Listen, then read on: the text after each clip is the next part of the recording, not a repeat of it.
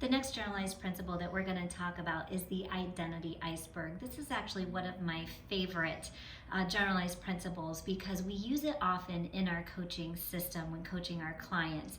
So here's how the concept works. Is that when we see that our clients are not getting the results that they had intended, and so therefore they start coaching, and this also happens during coaching sometimes, one of the first things that we'll look at are the actions and the decisions and the behaviors that we're seeing. So are they taking the actions that they need to take? Are they making decisions as quickly and decisively as they need to be? And if all those things are happening here, then what it could be is something below so think of the Titanic, right? This is the iceberg. This is the water line. It could be the things that you don't see, that's underwater, that are kind of hidden, that could be preventing you from taking the actions, making the decisions that you need to make, and therefore affecting your results. Maybe it's something like a skill set.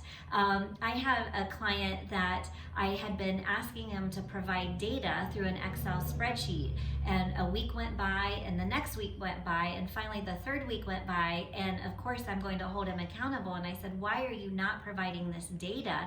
And the bottom line was he didn't know how to use Excel. So in a quick short response, no problem, put the information up on the whiteboard and text it to me. Take a picture and text it to me. So, we weren't getting actions done, which prevented us from getting results because it was a skill set problem. It could also be a belief system. This oftentimes gets in the way of getting you to the results that you want to achieve. It could be your belief system about money. It could be your belief system about how big your business should be. I have a client that their belief system about money was negative. They grew up with kind of a negative belief system that money was bad and that making more money was bad. And what I always tell my clients, not making money is not bad. What you do with it determines who you are and what your legacy is, right? So belief systems can often get in the way, your values and oftentimes your identity.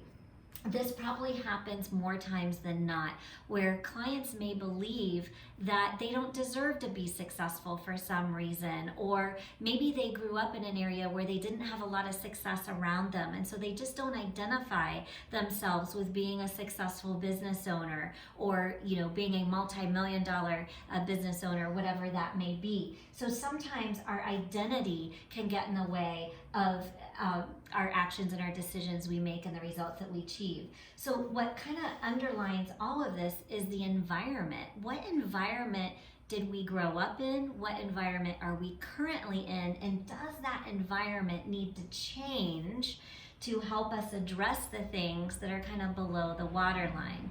So here's my challenge to you. When it comes to your identity and what you want it to be, I want you to think about, it's your end of life, and you look back and you say, what was my legacy? What did I leave behind that made an impact?